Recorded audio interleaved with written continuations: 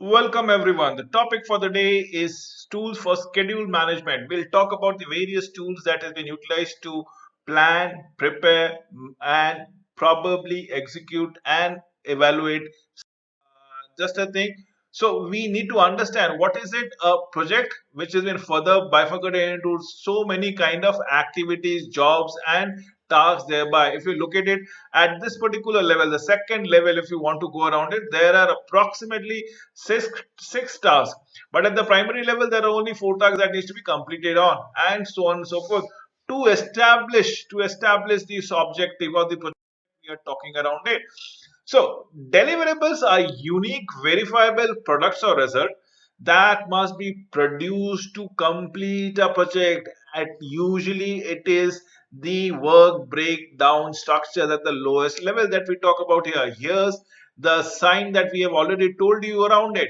So, schedule activity or a task. What is a task? It's a component of work performed to create a deliverables is one of the events that gives one unit of finished work that needs to be taken around here. Look here, etc., etc. This is the activity list as per the schedule. Task 1, task 2, etc., etc., which comes around it all together. So we have deliverables at every level that we going around it, and that is what the work breakdown structure scope is. So schedule milestone. Remember, this is very important. There are no consumption, but in the process there is a consumption.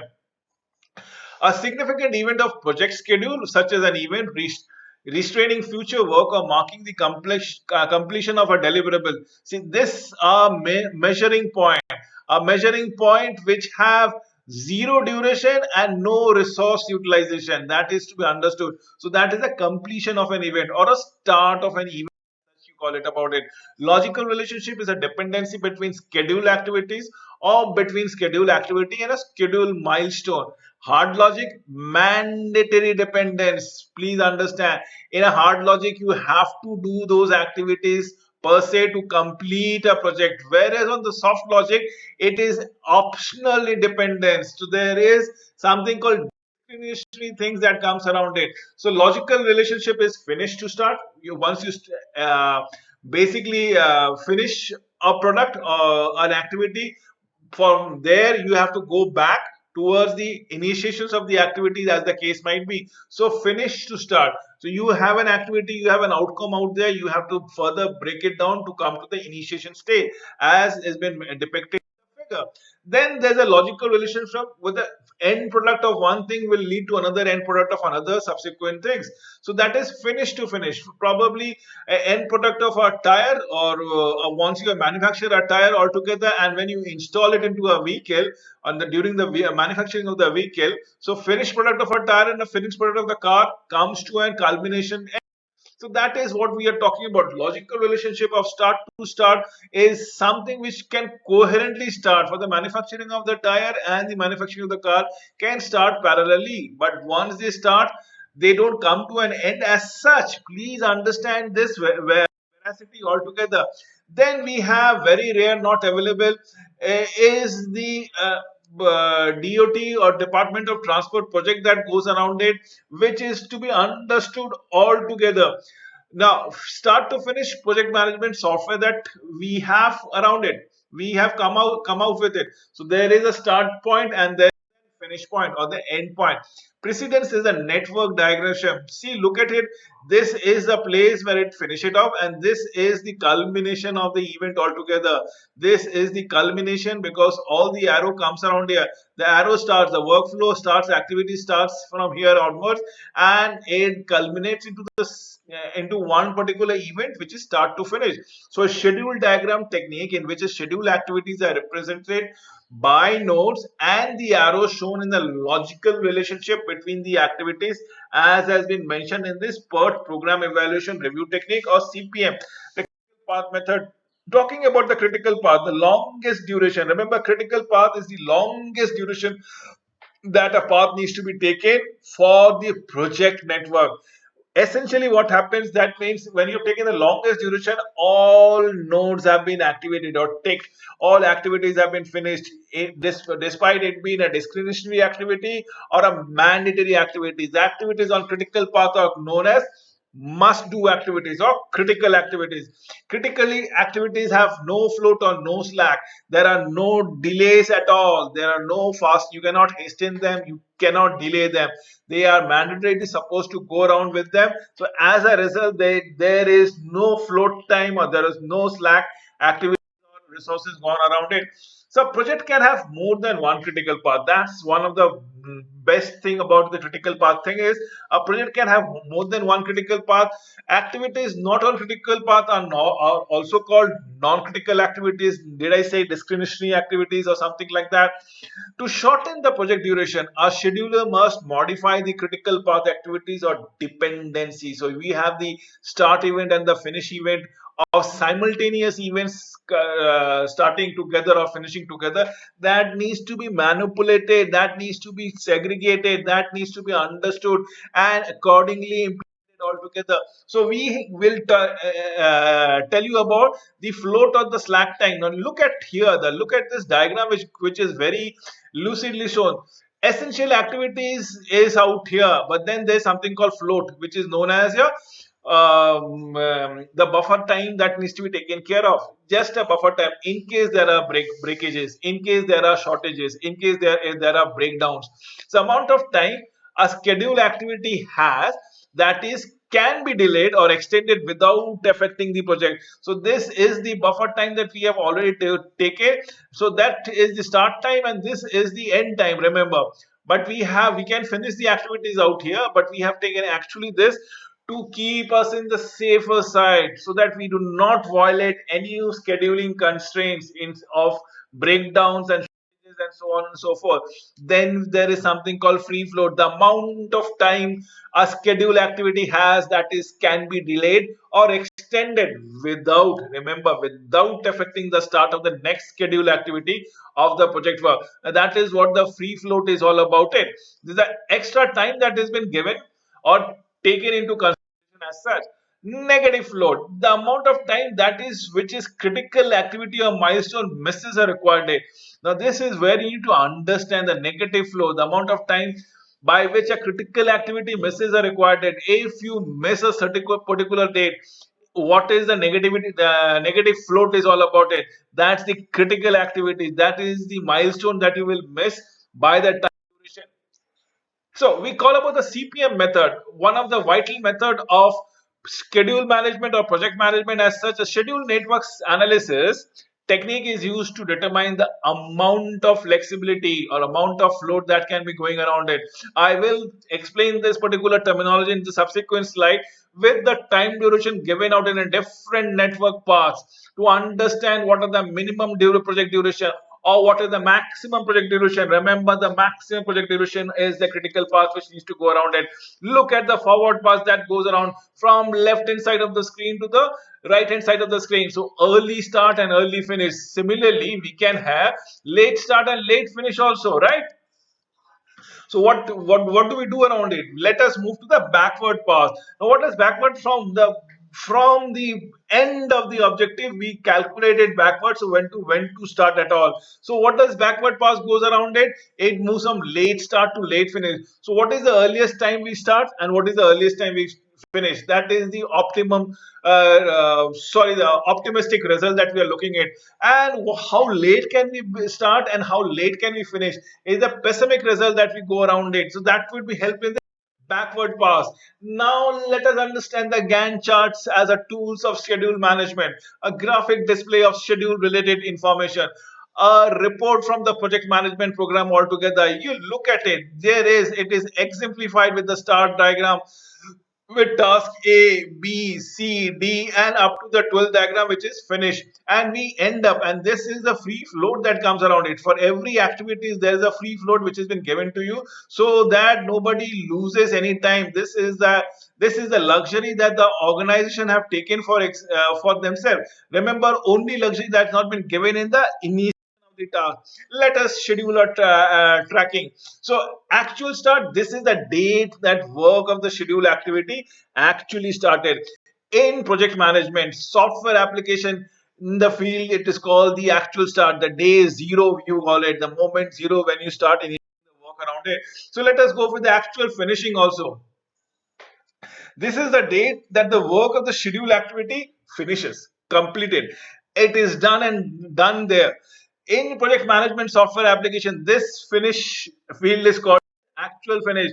Then let us come on to what is the percentage complete. Now, elapsed duration vis-a-vis the total duration, the divisions that goes around it is a function of time that comes around. This is the function of time. Yes, nothing else. The formula is how many time has passed down once you have started the activity vis-a-vis the total time allocated for completing of that particular work, task, activities, job, project, whatever you go to around it.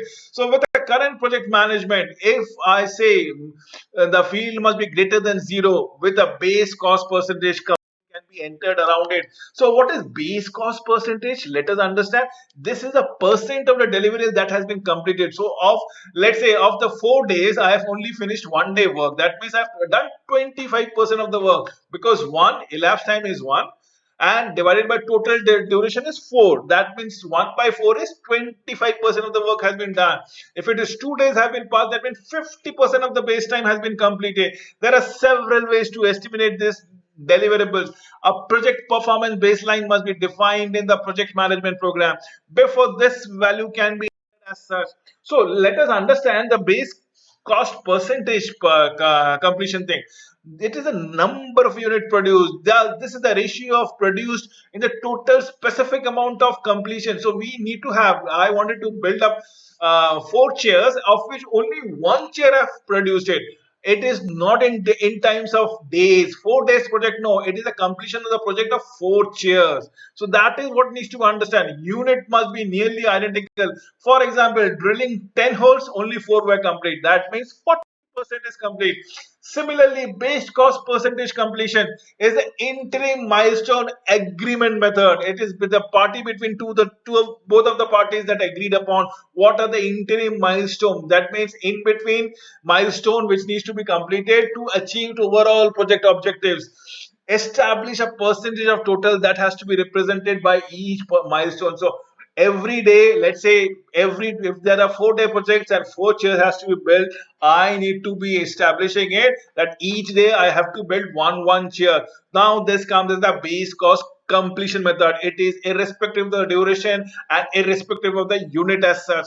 Everything has been dictated. I am slowly and steadily making you understand what is the tool of project management or schedule management as you go around it. So look at traffic and signal design. So data collection is 10%.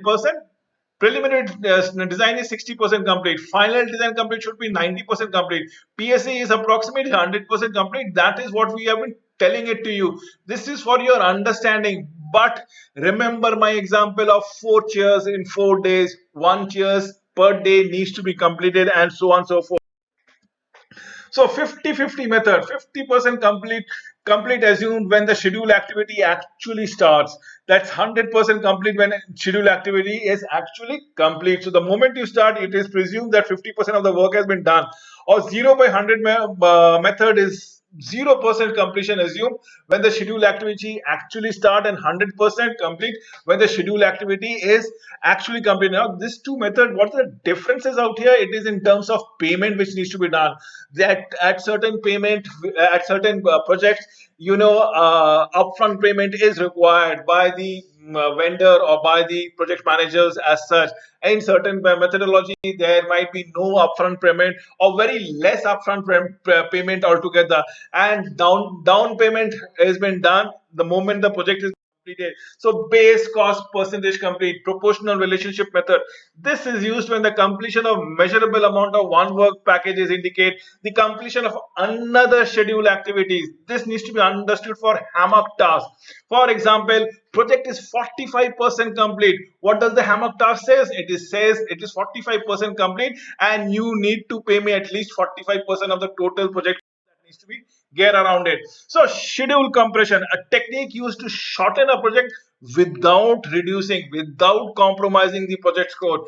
Please understand, no compromise is there as far as the overall objective is concerned. So what do we do around it? There are two methods which is to be taken care of. One is schedule crashing and fast tracking. You basically fast track your work. You employ a lot of manpower or deploy a lot of resources at your disposal into for the completion of the project. Remember those stories that we used to do as a younger days? If 4 men are required to build a wall in 10 days, how many days will it require? Will be required if 8 men are employed to build the same wall. Something called schedule fast tracking. That is what is understood. Now, schedule crashing, a compression technique in which schedule activity durations are modified, working definitions are modified, resources required are modified. Did I say about the example in when wherein 4 workers requires to build a wall in 10 days, and now I'm changing 8 workers, doubling the number of manpower for the same wall? How many days will be required? Definitely not 10 days, definitely not 8 days, probably it will be somewhere in between 8 and 5 days. So that needs to be understood, that needs to be taken care forward. You need to understand, either you are deploying resources or you are fast tracking or you are extending, wherein we can also say 4 laborers are required to build a wall in 10 days for an 8-hour shift. Now employ the same 4 laborer for 12-hour shift. For how many days the wall will be required to build? So wherein you are typically increasing the cost. So activities must be resource. That is what we are talking about. It talking about fast scheduling, a compression technique in which activities will be normally done in sequence, but are performed in parallel. So simultaneous activities will take place. Fast tracking does not change the resource requirement but modifies the logical relationships altogether. So a lot of activities initiated at the same go. So you are working with a 4 man to build a wall. Somebody is mixing, somebody is planting, somebody is actually doing the thing. So basically a number of activities has been fragmented, and you are deploying all your resources to start all the activities at the same time. Typically fast tracking will increase the project risk. Definitely that means there is a, if something goes wrong with one of those 4%, things might go at doldrums. The project cannot be fast tracked. So fast track does not have the logic behind them. Now we come to the fag end of the scenarios or to the presentation.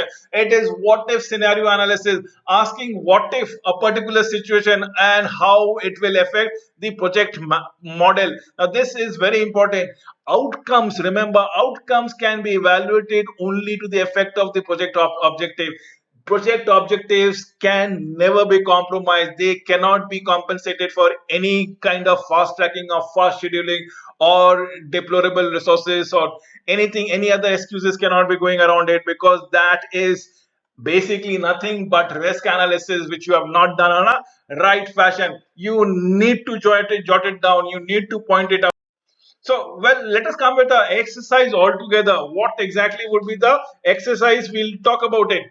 We have an exercise wherein there's a, look at it. We have the start date and the finish dates. The start date and the finish date. If you look at it, there each task takes 20 days, task D takes 10 days, task G takes 14 days, task E takes. So tell me which is a critical path method. Should it be task A, D, G, and F? So this is the path that I'm tracking it out, or should it be C CJF, or it can be like this CJH, or this can be the other way around also if you want to go around it.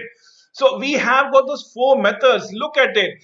Look at it. ADG, the finish time will be 44 days. Similarly for AEH, AEH. So this is the task that we goes around it.